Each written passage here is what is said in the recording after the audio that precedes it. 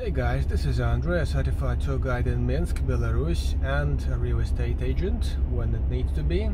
Right now we are on a tour into the countryside with my two mates, both non-Belarusians, looking to buy a house, potentially as a ground to obtain a TRP, potentially actually to live there, maybe in summertime, and we'll see what kind of pricing, what kind of options we can expect. We're in Stolpce area, and we are going to check out 6 or 8 houses today, not meeting the owners because normally they are far away somewhere in Minsk and we can't take them along, it would be too long a ride. Stay with us. So here's the house, guys, for $8,500. I guess a bit of negotiation is appropriate. You see a pretty solid power line going into the house, which means they redid the power line from outside at least and put the new meter, which sends the signal of your electricity consumption right to the main office in Stolpce. There's gas, they use it for the heating, so there's bound to be equipment inside. But you see, there's no second frame inside there. The second window frame inside means the house hasn't been lived in wintertime. It's not good for the house. This house counts with 0.7 hectares of land. It's just a short ride away from the highway and the fuel station, maybe 10 minutes away from the district center. In the courtyard there's a storeroom on the left, there's a shed on the right, and the bricks and everything speak of recent renovation. The bricks speak of the dismantled stove. The guy now uses gas for heating, that's why there are bricks here. I would say the road is a little too close to my comfort. That secondary road that gets you to Stolpce from the highway. The highway is behind us. Far away you can hear the trucks rolling, but it's not super annoying. The owner here keeps strawberries in the garden. The land lot isn't as big as 0.25 hectare, but it's kind of acceptably compact, I would say. If you're not a professional gardener or something like this, it's good for a summer house.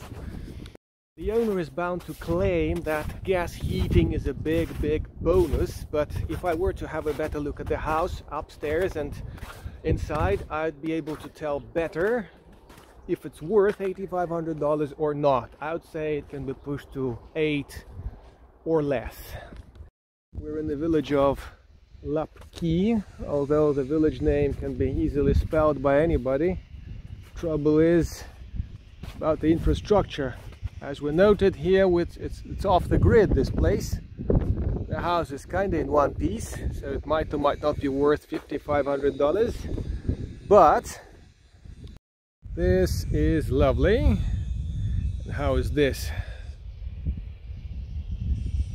This whole village street is like that. I was setting the track for my buddies back behind me to have a better look at this property here. Seems to have a pretty nice land lot by the forest. It's not by the river side, so it's not bound to get you all sorts of holiday makers with their music, making noise through the night and everything.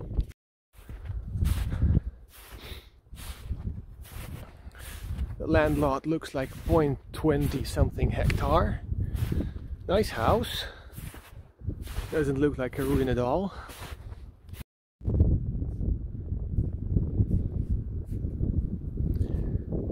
Being a local postman is quite an adventure. The building seems in a fairly good condition, judging from the outside. Can't say about the roof. Little river is just over there, a short walk away. Not sure how much use that is, but the forest is everywhere around. Centralne Street in the village of Atales. The house costs about $3,000 now. The owner bought it for a summer house, but it didn't work out. As you see, the basement is old. Some windows are shattered on the other side. The land lot is kind of handsome. There's a well, probably has to be redone on the right, with a storeroom too, lowered in the earth. The whole thing will take well, a design and a new building to be erected on this site. It's a bit of a paperwork, but it's all feasible if you have money to invest, like some 20,000 for a basic dwelling building, one of those ready-made and deliverable projects. When they get a truck, deliver the whole thing to your land strip and mount it in 3 weeks or 2 weeks, something like that, in summertime. That's the area where you might be potentially living in. That's Centralny Street leading to the Nyoman River, which is behind us, about 2 kilometers away. And another house is selling just next door. We'll give them a call as well, just out of sportive interest, to see how much the thing is. Here it is on the left.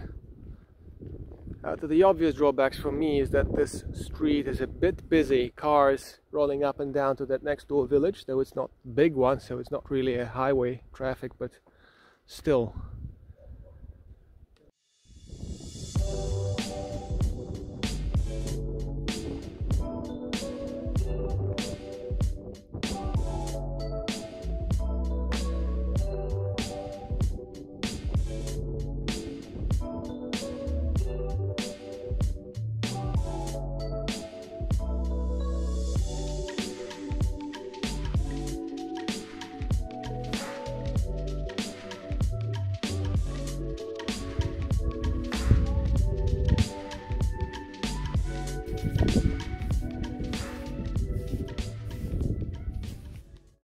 This cute wooden affair over here in the village of Shashki, where the village council is, in Stolpce area, goes for $8,000, and that's through an agency.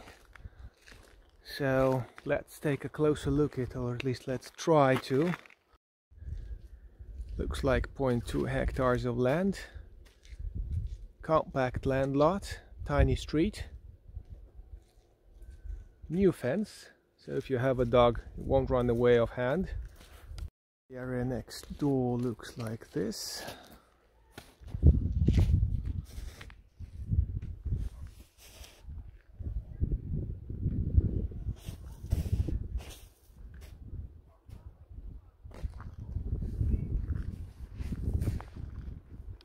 See, at the corner of the house there's a yellow pipe. That means gas main is going down the street. So the $8,000 price of this house here is justified by the ability to switch on the gas.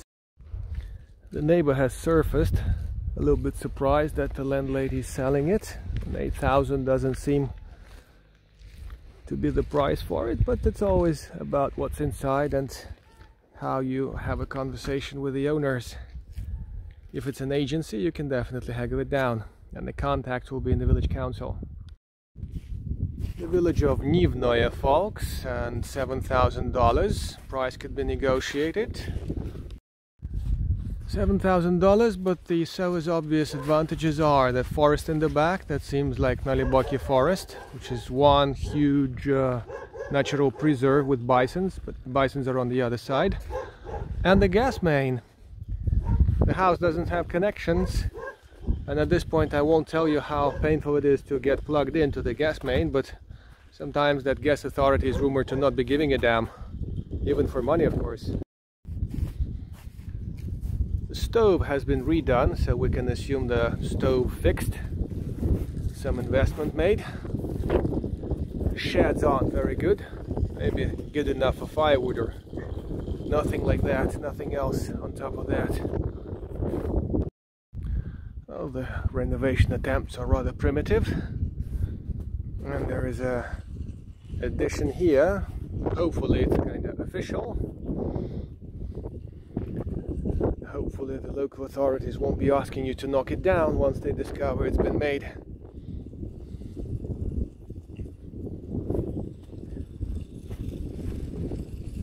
The owner is asking for $7,000 with room for negotiation. I would say $5,000 is your lucky winning price if he has no other options.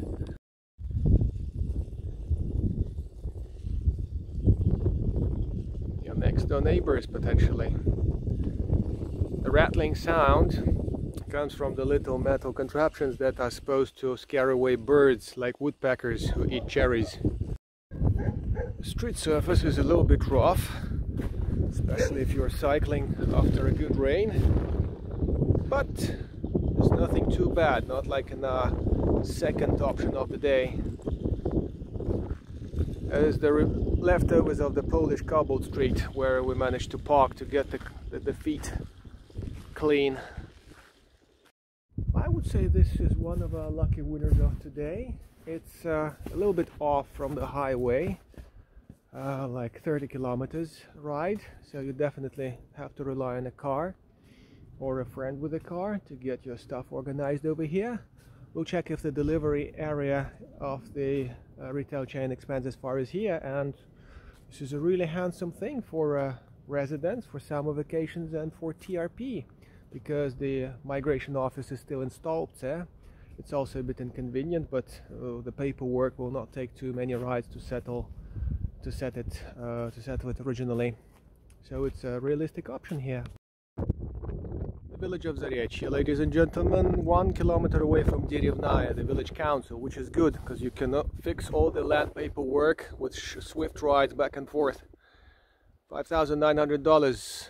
A little cabin on the right is for gas ballon. They're delivered by a truck. You order them to cook, and let's take a look around.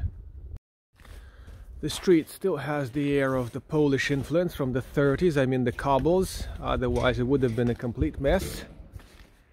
And that's the potential neighbors, and that's the potential jogging forest in the back there for your doggy or whoever you drag along. Those wooden frames inside for the winter season. Glass is in good shape. The stove obviously needs attention up there, but there comes your discount. Actually, it's the main door, I think. It just gets into the lobby that's not heated, and the veranda is disused for a long time. Back up the courtyard with the storeroom to the left, and in the back there you can see the forest line. The forest is everywhere. The house seems to be pretty solid from the first looks. That's your next door neighbor's view.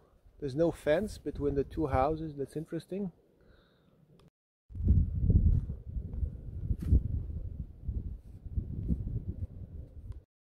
So here is the house at the end of the village in Naliboki, famous for its Naliboki preserve with bisons and all.